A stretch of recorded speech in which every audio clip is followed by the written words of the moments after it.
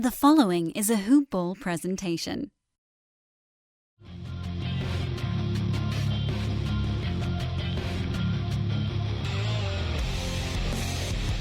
Welcome to the Fantasy NBA Today podcast. Hey, Neil, $50 says I don't have a gambling problem. I don't, right? I don't know. I'll take it. I'll take that. Well, so, okay, first of all, credit to the Plaza in Vegas for having that on their sign. We stole that. Neil, you sent me that a picture of that before we went on air. $50 says I don't have a gambling problem. How do you win that bet? You can't, right? No, I think it's just a great non sequitur. Yeah, right? it's an insta. That's an insta loss. It's a very bad wager. I mean, if I'm going to have a gambling problem, I want to at least be good at what I'm doing. Anyway, welcome to Betting Tuesdays. Don't worry, we got other stuff as well. Dan Besbris, Neil Rochlani. This is Fantasy NBA Today at Ball with Neil. I was sending you the link to connect for folks that are not aware. We're not in the same place. Neil is in the scenic Midwest. I am in the Southern California. And so the magic of the internet allows us to connect to one another. I almost sent the Hangout link to Ball with Neil at Gmail. And I don't know who that is, but they almost joined me in a Hangout. So that was a near miss. I think maybe I need to either get more sleep or pay closer attention to what I'm doing. He's Ball with Neil on Twitter. It's not your email address. I'm not giving your email address out on the broadcast. And this is, of course, a Hawaiian Isles Kona Coffee presentation. We'll tell you more about that in a little bit. Neil, what's going on, man? You were sick for a long time there. That was like, do you have a toddler that I don't know about? No, I don't. Just the internal one. I had the flu really bad when I recorded with Josh Millman about 2 weeks ago or a week and a half ago. And I remember you gave me a shout out on the podcast just to listen to it, to hear me in pain. Yeah, you sounded like Harvey Firestein over there. It was awful. It was like one of those things where I knew I was part of the Hoop Ball Club because I was kind of really sick. But Josh is a trooper. He carried me through it. And then you were gracious enough to give me the next one off because it just lingered. I don't know. My cold, I wasn't that bad anymore, but it was just, I still can't actually, it's still not 100% gone. Yeah, they really do. They linger, man. I feel like, and I don't know if this is a getting older type of thing. You've got me by just a couple of years, but I feel like when I got sick, like in college, so, take me back 16, 17 years or whatever that was, I feel like I bounced back fast. In fact, I have memory, which is, by the way, a victory in and of itself. I remember something from college. I remember waking up on a morning. I had a meeting with an advisor in some weirdo class that I don't even know why I was in, and I was sick as a dog, like a 101 fever, and so I was lumbering across campus, barely staying awake. I found out that the person I was meeting with was running about an hour late, so I laid down on a bench just in the middle of campus and fell asleep for like an hour, and I woke up, and I felt like 80% better from a 1 hour nap. That does not do the trick anymore. You need like 2 weeks of straight sleep as a crusty old man to actually feel better. So I know your pain is the short version of that, and it's good to have you back because I haven't talked betting with anyone in a while, and every time I try to, everybody's like, Dan, you're a sick degenerate. Get out of my face. So yeah. Dan, you're a sick degenerate. Get in my face, actually. Hey, yeah. Neil, $50 says I don't have a gambling problem. What you been up to, man? How are the playoffs treating you? The playoffs are very good, and I wanted to obviously give you a shout out for your prediction. Golden State. You said buy Toronto right before game one and the series, and then bet on them, and then after they win, buy Golden State and bet on them. So that's 4 bets you gave out. I hope the listeners are appreciating this. Yeah, the funny part was I did them all on Wednesday morning last week. I never even looked back at it. That was like I just decided I was going to plant my flag in something, even if it was inane. But I had my reasons. I felt like Golden State's long layoff, there was something to that. I thought Toronto could catch them napping a little bit, and they did. And then you knew there was no way Golden State was going to lose 2 in a row. So I felt like once I predicted Toronto was going to win game 1, I had to predict Golden State was going to win game 2. That was the gimme of that whole prediction. Well, yeah, I see. So my thinking was similar, but I didn't have a specific order. I thought the series would go 1-1 in Toronto. I didn't know what order would go because Toronto has that history of losing game ones, but also I didn't know how Golden State would come out. Then after game one, though, when Iguodala kind of like left, game one, a big gimpy, I was like, I can't bet Golden State just yet because if he wasn't effective, then I thought I couldn't bet on him. He means so much to that defense. So I did not bet game two, but I would have gone series before it all started on Toronto and then switched to series once it was 1-1. So that played out okay. And then I thought Kevin Durant would come back and he would basically they would 3 in a row or 3 out of 4. So I don't know what's going to happen now. We were talking before we started recording about how we have no idea who's Golden State's going to play tomorrow. Yeah, it's really tough. Crazy. I'd love to break this thing down from a gambling perspective, but at least in terms of the actual game, which, by the way, right now, Golden State by 6 with a total of 212.5. You can't. You just, it's irresponsible, I think, to bet into a line when you have no idea if 2 of the Warriors starters are going to actually play. And I'm pretty sure I think we know for sure that Kevon Looney is out. I don't know that that's the big impact guy, with as well as Boogie somehow managed to play. But Klay Thompson, Kevin Durant, both questionable for Game 3. How can you bet into a game not knowing if those 2 guys are going to be in it? Yeah, I don't know how you do it either. Unless you work for the team training staff, then you bet into it. Then you're in real trouble. No, you're probably in trouble, but you have a friend, somewhere who can make that wager for you. But yeah, I don't know what to do. I think if I get news that Durant is out and I see Toronto plus 6, I might take him. But what do you think?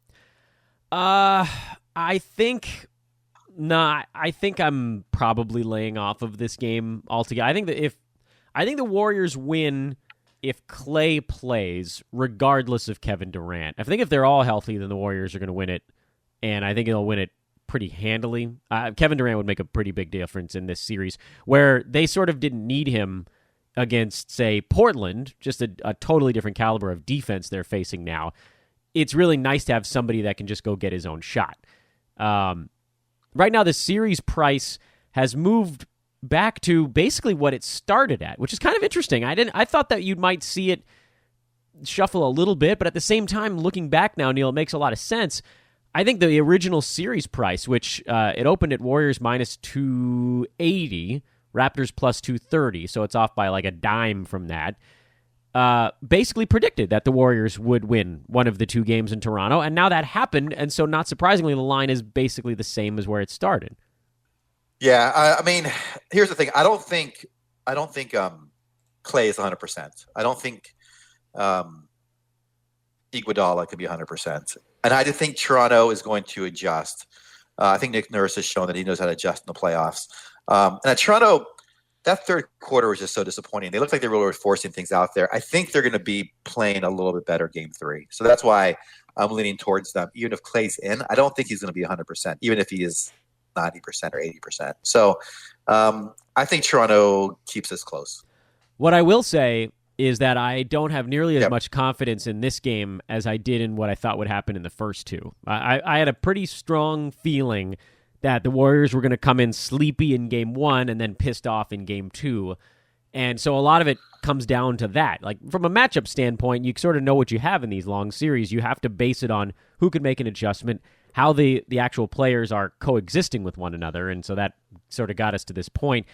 If folks did what I had, my bold predictions from last Wednesday, they would have had the Raptors at plus 230 before Game 1, and then potentially I think the Warriors at like minus 140 before Game 2. So it's an imperfect middling opportunity because it's not, you didn't get both as an underdog price, which is a little bit unfortunate, but it could be worse. You've given yourself a decent spot here, and I think the Warriors end up winning the series, so you're able to sort of mitigate a little bit of one with the other. So it's an imperfect suggestion from last week. I can't take all the credit in the world, but I do feel pretty good about actually getting that right. What do you think? You think the series goes back to Toronto tied 2-2? I got to interrupt you right there. Sure. You have to take credit for that. That is a bold.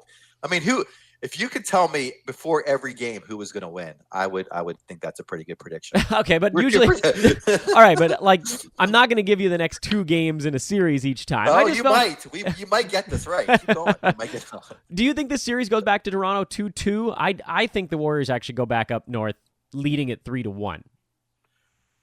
I think if Durant plays, it's 3-1. If Durant doesn't play, I would lean 2-2, but I think it can go 3-1. I think there's no chance Toronto wins both games, obviously. That would be something else. Yeah, here's the thing. I think they know now Cousins has to play a big role. And if Clay is gimpy and Durant's out, I just think Nick Nurse will figure out a way to get that team to be able to play smarter. They have such smart players and such good defense. They shot so poorly yesterday. I don't know how much of the game you saw, but they missed so many wide open threes. And they almost pulled it off at the end there with that great box of one defense. So no, I just think Toronto is better than I thought. Before the series started, I thought 5, maybe 6 games. Now I'm thinking Toronto can make this a 7-game series. So we'll see. Yeah, I mean, so the Warriors are a little bit kind of cut down to their. I don't want to take anything away from what Toronto's done. They've been impressive. Getting past Milwaukee in the way that they did, I think, is actually almost more impressive than how they've played the Warriors so far. Warriors are not even remotely close to 100% strength right now, so that's another thing that sort of chips into this deal a little bit. I think one of the things with Kevin Durant, and maybe this is what you're alluding to as well, having him back is going to help Golden State on the glass quite a bit. Just having another 7-footer with a 19-foot wingspan out on the floor, because they were getting creamed on the glass in this series so far. Warriors really could have run Toronto out of the building yesterday if they could get a rebound. Yeah, but Toronto also made so many dumb fouls, and I don't know. This was like the game that I expected Game 1 might look like, in the sense that they played really rushed and they forced a lot of shots, and they had so few assists. I think they had half the assists of the Warriors. They didn't really run good offense. Their defense looked okay. Except in the third quarter, of course, where Golden State, I think, did a couple of things, from what I'm told, to make adjustments to get a much better flow. No, I don't understand X's and O's enough to really know what they did, but I do know they made some nice adjustments. And Cousins was really solid. I mean, I cannot believe that he held out for that much. I didn't think he could play that many minutes and be that effective. I agree. I was surprised. He looked very slow. I'll just interrupt you. That's why I think Nurse is going to know that, because Looney's now out, and he's going to figure out a way, I think, to mitigate that. And I think that's why I give Toronto a slight edge if Durant is out and Clay's not 100%. That's sort of why they need Durant back, right? Exactly. Yeah. And I don't know. I mean, I know your friend Gil Alexander thinks he actually has a different injury than they're saying that he has. Now it sounds like he might be close, at least. Yeah. I do think that, though, Gil thought it was a torn Achilles. I thought it might have been like a sprain, because how many weeks has he missed now? Like 4 weeks? Are we around that mark with a mild calf strain, the type of thing that we were told kept him out for 1 week in the regular season? It's got to be something more than that. But it does sound like he's close, which we hadn't heard before any of these other games. I feel like the change in his status is meaningful. Yeah, but I don't think he's practiced yet, has he? I have no idea. Well, they said he only needs 1, and Lord knows there's plenty of time between ball games, because that's true too. The next game isn't until, wait a minute, let me check my calendar on this. I think it's like July 4th is the next game. The pace of the finals is killing me. It is. Every other day is reasonable. I don't understand why they can't do that. Anyway. Or just like throw in an every other day just to keep us engaged a little bit. They're all every third day right now. This is nuts. I think there is an every other day. I think, doesn't it go like Wednesday, Friday of this week? The 2 games in Golden State, I think there's only 1 day in between, and then it goes all the way back to Monday or something crazy like that. Am I getting it right? I have no idea what the schedule is. Sorry. So many ever-loving days in between. Anyway, so my final thoughts here on the finals as it stands from a betting perspective is I don't think I can touch the individual game price. But from a series standpoint, I feel like I've sort of locked in at this point. I got my Warriors at their cheap price, and unless we hear something about Clay missing the rest of the series or something along those lines, but that's going to move the number before I could bet into it anyway. So I think I'm probably leaving it alone.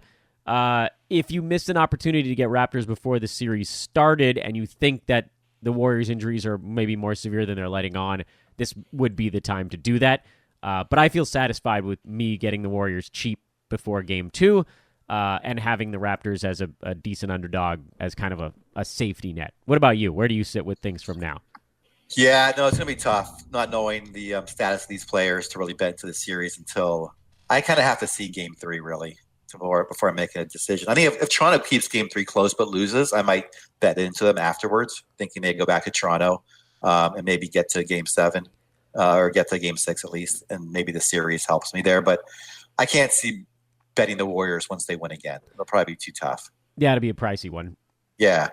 Yes, I don't know. I have to, and because of all the uncertainty with the health, not only the health of whether they're playing or not, but how effective they are on the court.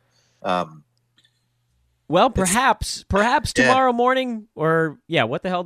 Tomorrow morning, Wednesday. There's a game on Wednesday. I'm certain of it. I've looked it up and I'm certain of it. Perhaps on Wednesday morning, Kevin Durant and Klay Thompson can mainline some Hawaiian Isles Kona coffee and get their butts into the ball game. I'll try my best to make a bold prediction tomorrow, but with the caveat that I really don't feel very confident about Game 3. I think things have settled in now, and you just got to know who's playing. The other thing that we're talking about on today's podcast, which, by the way, the Hawaiian Isles reference, just having a little bit of fun there. You can check them out at hawaiianisles.com. ISLES is the spelling on Isles, like an island. You can do at HI Kona Coffee on Twitter if you want to give them a follow over there. Ask them any questions about their different roasts. If you are a coffee connoisseur, more than I am, perhaps you have questions about the different types, or you can just get them on Amazon Prime. Send that sucker. All these websites, by the way, Amazon, whatever, and so on and so forth, the giant ones, everybody's doing their overnight delivery these days, so you can get this stuff sent to your doorstep pretty damn fast. The other thing we're covering today, Neil, the Brooklyn Nets. I know this is the one that we've all been waiting for. I actually had a lot of fun yesterday with Ethan talking Magic. There was sort of a lot to go on there, and maybe, I think, Neil, the thing that I really like with teams is when it seems like a giant usage player is potentially leaving the organization, and that was the case with Orlando. With the Nets, all we've been hearing about is potentially giant usage guys joining the organization. That bodes poorly for holdover fantasy assets, but luckily, there aren't that many of those either. I don't even know where to begin with this one, so I'll begin by saying the Nets have only $55 million on the books for next year. Alan Crabb's $18.5 million is obviously the big albatross. Spencer Dinwiddie has the 3-year extension that kicks in. And then it's a lot of cheapos. Joe Harris, 7. Jared Allen is on his rookie deal. Shabazz Napier is making almost nothing. And I think his is a team option, so I don't even know if he's officially on the books. Karis LeVert is making $2.5 million, so they don't have to make a decision on that until the following year. Curix, I mean, they really don't have many high-profile guys on the team anymore. D'Angelo Russell, who made $7 million last year, he's a guy that they might try to bring back, but what if they bring in a Kyrie, or what if they bring in 2 other guys? So there's so many damn question marks. So I guess we just start with the guy we know that's actually going to be back, barring a trade, and that's Jared Allen? Is that a safe play? I mean, help me, Neil. Where do we even begin with this team? So Jared Allen, I think it's him, because his role is pretty safe, even if they get in. I don't think they're going to get a big man, right? I guess we have no idea who they're going to bring in, but the buzz has been Kyrie, right? Yes. That's the biggest one. Is there anyone else you've heard besides him? No, that's the only one. Okay. But, that's the only one I've heard. I think Tobias Harris. Weren't they pursuing Tobias Harris also?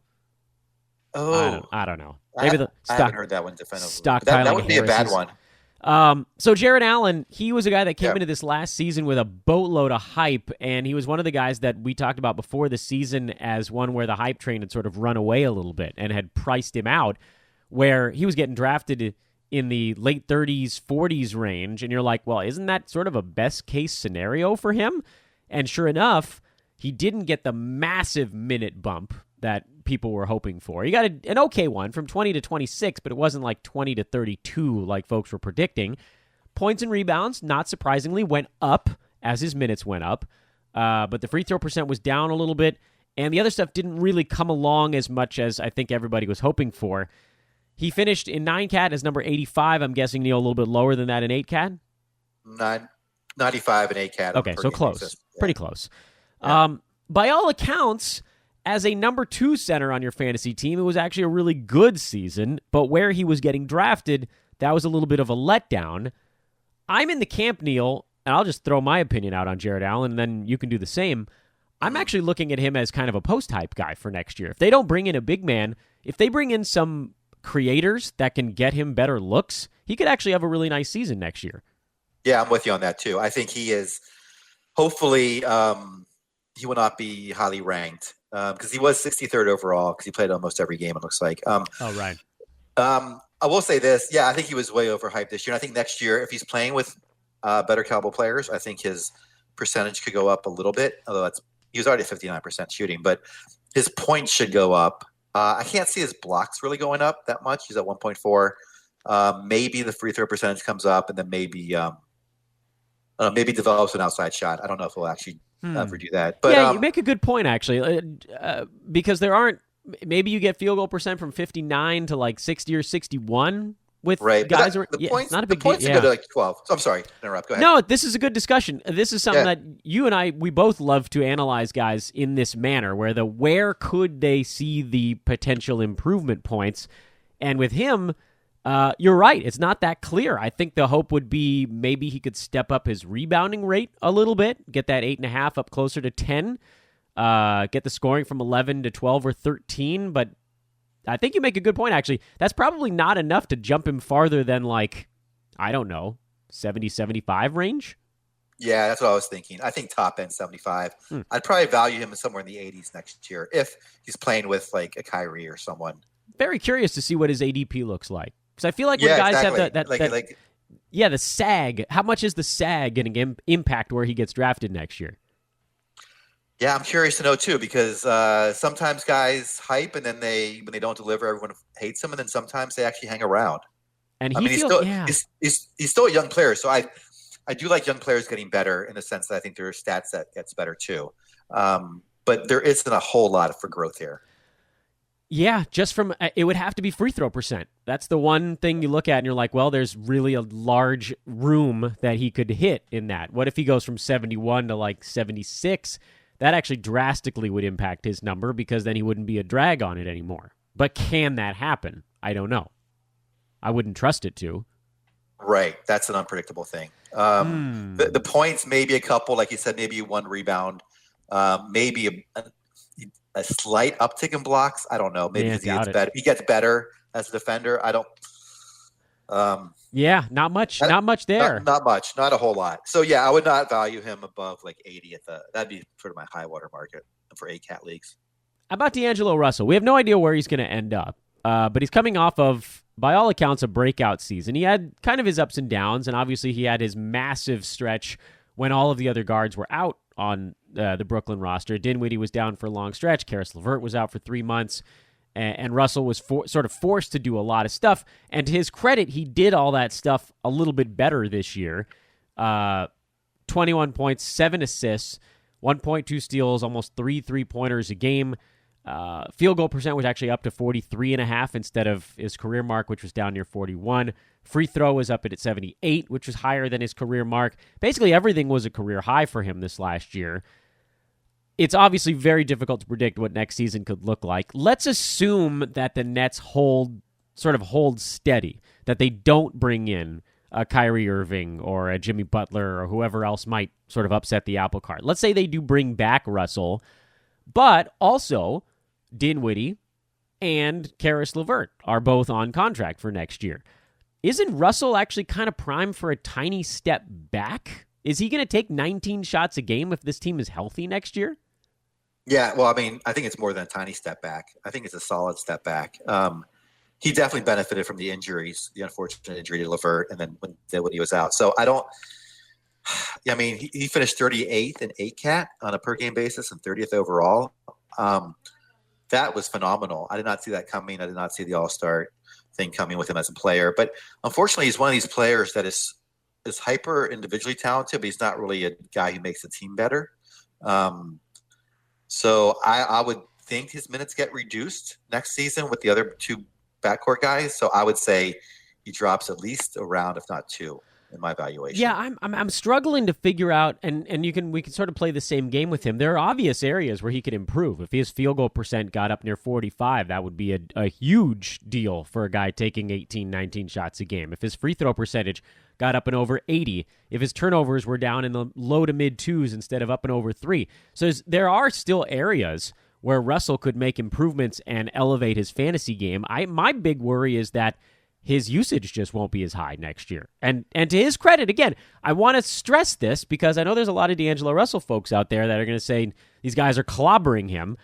That's not at all what we're doing. We're hunting value, and right now, it sort of feels like it's too late. Like this year was the year where he was a value, and he got better, and the guys around him went down. It was a perfect storm. Next year, it feels like you could have the opposite, where maybe does he plateau a little bit? Does he actually get a little bit better in efficiency, but does his usage drop precipitously? I also think that there's a lot of name recognition with him, where, by the way, in 9-cat, he was 53 on a per-game basis, and then he was also in the 30s total because he played in 81 games. But 53 on a per-game basis, I don't think he falls to 53 in 8 or 9-cat. People love the name D'Angelo Russell. It's so polarizing. Someone's going to take him in your fantasy league, right? Yeah, probably. I mean, he was a second overall pick, and he's definitely a prominent player in the league. Yeah, and the also thing with the recency bias, right? I mean, the way the rankings will work next year, I think a lot of people rank based on how they finished the year or the prior season. So I think he's going to be overranked. So I can't see myself picking him up next season. And it's not, I'm not clobbering him as a player. It's just, like you said, his usage, his 6.8 assists, I think would come down if LeVert and Dinwiddie are playing their share of minutes in games. So I just, I'm not going to be a buyer next year. Yeah, I wasn't a buyer this year, and obviously he was better than expected, and so pox on my house or whatever, I missed it. But looking again at when the team started to get healthy this last season, the last month or so, Russell was number 80 in 9-cat. His percentages were lower. His steal actually rate was still pretty high. He was still scoring a lot, but it did seem like things were a little bit more disjointed when everybody was out there together. So I don't know if that's something that they can fix, but I don't see him eclipsing what he did this most recent season. And so when there's not that extra click of upside, that makes it a little bit of a tougher sell. The next best guy, believe it or not, at least in 9-cat, was Joe Harris, but I want to jump to the guys that have a little bit more name power, and that is Dinwiddie and LeVert. We mentioned both those guys a moment ago. Spencer Dinwiddie signing an extension. He finished last year as the number 147 guy in 9-cat, which is a pretty interesting note because it was 17 points, almost 5 assists a game, almost 2 3-pointers. Field goal percent was 44, not horrible. Shot 81% at the foul line. He was actually deflated hard by the field goal percent and by the fact that he did nothing on the defensive side of the basketball. Can Spencer Dinwiddie kind of make a push in fantasy circles? I'm inclined actually to say no. I don't think that there's room for him if D'Angelo Russell is back. Yeah, I just keep agreeing with you because that's what I'm going to be doing, unfortunately. I don't. It's unfortunate. He is actually played a pretty solid season, but his fantasy stats is just not that good. Like you said, almost 2 3-pointers, 17 points, almost 17 points. I mean, 4.5 assists. It's not bad anywhere. It's just not a great fantasy stat set because the steals aren't very good, and guys usually don't get better at steals. You sort of are who you are. Yeah, so I don't see that jumping much. Maybe he goes to 0.7 steals, or maybe his 3-pointers go up to 2.1 or 2.2, but I don't see a massive difference. And what about LeVert? LeVert, the same thing. He looks great out there, but he was 148 in 8 category. I was shocked to actually see that on a per game basis. Yeah, he started the year hot. But even when he was hot to start the season, there were certain things that were sort of holding him from hitting that top gear. And a lot of it is the free throw percent because he's a high volume guy at the foul line, and he's not very good there. He shot 69% on over 3 attempts per game. That hurts you when it's a big man, and it really hurts you when it's a guy you've got running out in your guard spot. Also, I don't think people realize that he shot only 43% from the field, despite all the crossovers and jams and whatnot. Some of this, obviously, he wasn't the same guy when he came back from his injury, but I'm not risking it with LeVert unless he falls into that like 125 range, and I don't think he's going to fall that far. Someone's going to scoop him up. But there's just so many, Neil, there's so many guards on this Brooklyn team. If Russell is back, that three-headed monster, they all sort of sap from one another. Yeah, exactly. Do you want to do a scenario if Russell's gone? Yeah, that was going to be the next move. What do you think? Okay. Yeah, because I think both these guys, LeVert and Dinwiddie, are going to be – I mean, they don't have big name recognition, but it's bigger than their value, their fantasy value. So I think they'll be out. They'll be overvalued. I wouldn't touch either of these guys until like towards the last round of my draft. So I don't think they'll be there. So which one would you rather have if Russell leaves and and Kyrie doesn't sign, so they don't get a massive free agent? So the backcourt to start the year is like a Joe Harris, Dinwiddie, LeVert combo package, depending on they'll all be seeing a lot of minutes and a lot of touches. Because again, Russell took 19 shots a game. That's a ton of usage that would get divvied up among other guys. Which one would you rather have between Dinwiddie and LeVert in that scenario? I think Dinwiddie. If they were playing equal minutes and which they are now, but if let's say they sort of there's no Russell, I think Dinwiddie would be more the facilitator. So and his free throw percentage is a little bit better. Yeah, that's really the category I like. That's the big one for me too. 100% so that's why I would take him. Yeah, I don't know how much earlier I would take him. I'd have to kind of think that through. I was trying to do that quickly in my head. Where would you rank these guys if you said you agree with Dinwiddie first as well? Yeah, because I'm terrified of the free throw drag, and it's a little bit different in head to head because you can kind of weather those little individual storms. But over a full season in Roto, if LeVert's out there, missing 80 to 100 free throws over the course of the year, that really hurts you. I would put Dinwiddie inside the top 100 if D'Angelo Russell leaves the team.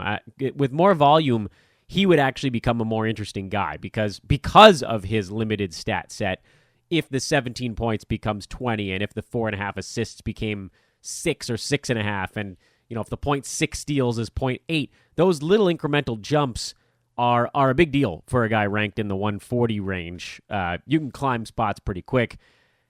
Obviously, the one thing that you worry about is if he takes 16 shots instead of 12 and he's going to make 42% instead of 44, that becomes a pretty big kick in the groin. But I think you and I might be in the minority on this one. I feel like a lot of people would go the LeVert route. Yeah, I think he has the bigger he has the better highlights and he has the higher scoring. I mean, not overall for the season, but he had those moments with those high-scoring games. So I think that might be more fresh in their memories, which is why you might go earlier. But, yeah, I think Dinwiddie's a safer pick because of the percentage on free throw. And also, I wonder where he'd be ranked, though, if there's no Russell. He might still be overvalued in terms of ranking. Yeah, because I don't see him going above 70. No, I agree. I don't think so. Yeah, but I wonder where he'd be ranked if there's no Russell. He might be ranked around there. Not with no blocks, no steals, and bad field goal percent. It's too many holes. He's more like a 90 to 100 guy, even at that. So, yeah. So probably not going to have too many nets on our team again next year, is what you're saying. How about another treehouse? Yeah, the treehouse is getting full, Neil. Or anti-full. I got too many nails with signs hanging on it outside my.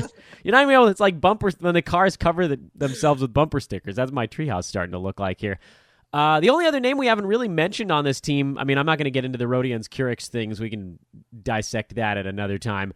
Is Joe Harris, who actually, by all accounts, had the third best season on this team behind Russell and Jared Allen. He finished at 131 in 9-cat, although I'm sure he was clumped in there with the other guards in 8-cat. But he shot 50% from the field with 2.5 3-pointers a game. I know that threes are easier to find these days, and he doesn't do much else, but there is something to be said for a guy who can get you a nice chunk of threes without hurting your field goal percent. There's a world where that's useful, right? Oh, yeah. It's definitely useful. The only downside is that you want to normally when you get a three guy, you also want the steals. The three and not the D guy. Yeah. So it's tough to kind of fill out your roster. The good thing is the field goal percentage. He is so superior than everyone else in the field goal percentage that usually takes as many threes a game. So I do like him as a player. I just stat set wise, gosh, I feel like I'm like crapping on this whole team. No, well, a lot of them have problems. Yeah, I know. They're just not much defensive stats to go around on this team. So despite his good field goal percentage, and I think he will get better as a player as he's developing. I could see him getting up to like 2.7 threes a game next year. They didn't block many shots in Brooklyn either. Yeah, off the top of your head, can you guess who had the second highest blocks per game number on the team behind Jared Allen? Can I say I'm guessing as I'm looking at the spreadsheet right now? Yeah, don't look at the spreadsheet. Just pull a name out of your rectum, and we'll roll with it. I already saw it. I think it's Rondae Hollis. It is. You're right at 0.5. Sorry, I already studied the spreadsheet before you came on air, so that's fine. That was fair. Yeah. That's good of you to actually do some prep work for a podcast. Yeah, it is Rondae Hollis Jefferson, who I insulted consistently all season long. Hey, I never got to rub that in Brew's face. Maybe I'll do it over a G-chat in the next couple of days. Oh, he was big RHJ. Yeah, remember he was okay with him. He thought he might bounce back. It's like the only player that he and I have ever argued about publicly on Twitter was that I was like, I'm done with Rondae Hollis Jefferson. He sucks. And he was like, no, he's injured. He'll be okay. And he was just terrible all season long. I got that one right. Even Brew's gotten like 25 right to my 1, but I'm going to grasp tightly to the one that I finally got in our head-to-head battle of who guessed right on a player. Yeah, Brooklyn, man, they got problems. They got problems from a fantasy standpoint. They had a really nice season from a reality standpoint, making the playoffs. They won a lot of ball games. I had the over on them. I think we both did, right? For a season win total? I don't remember if I had the over them or not. They might have been one I got wrong, actually. I don't know. I think we probably both got. I'm gonna create my own rich history here.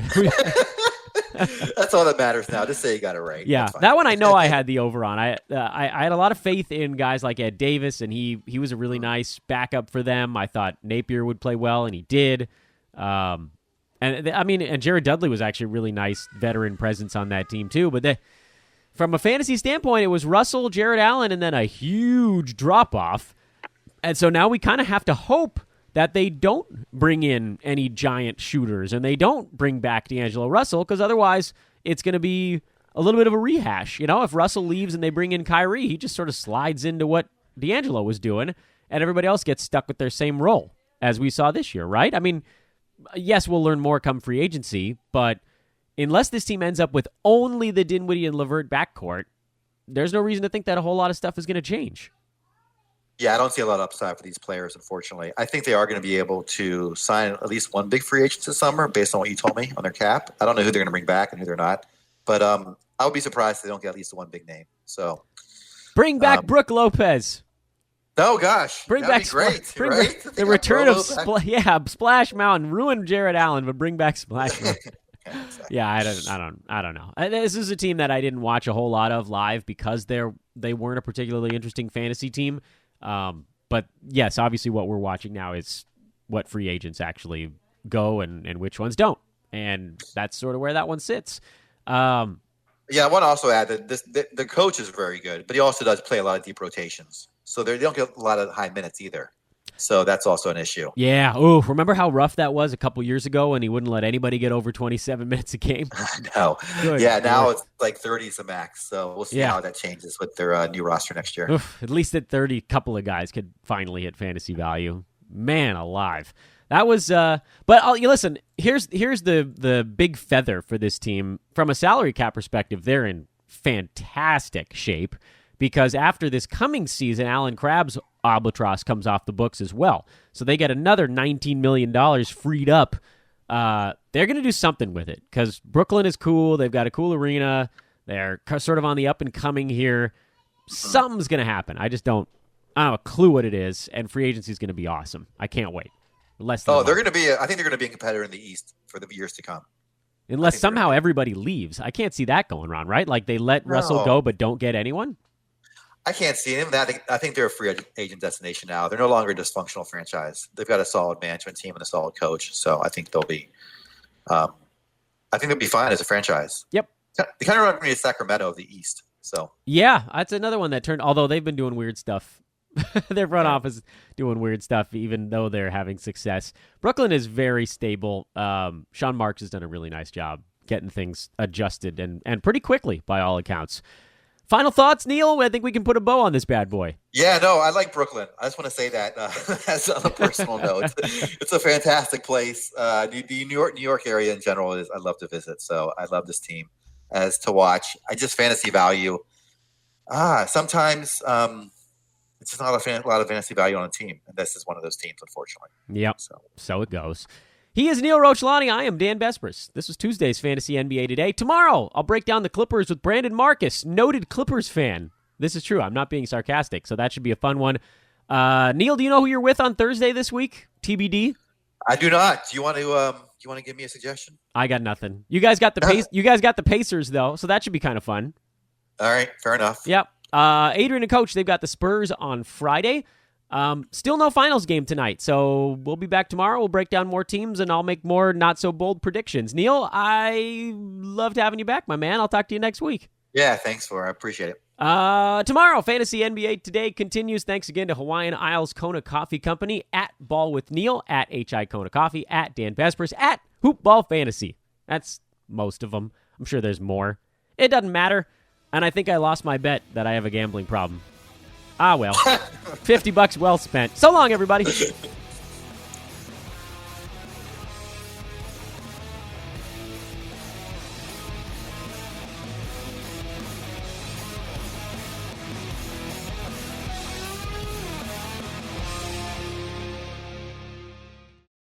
This has been a Hoop Ball presentation.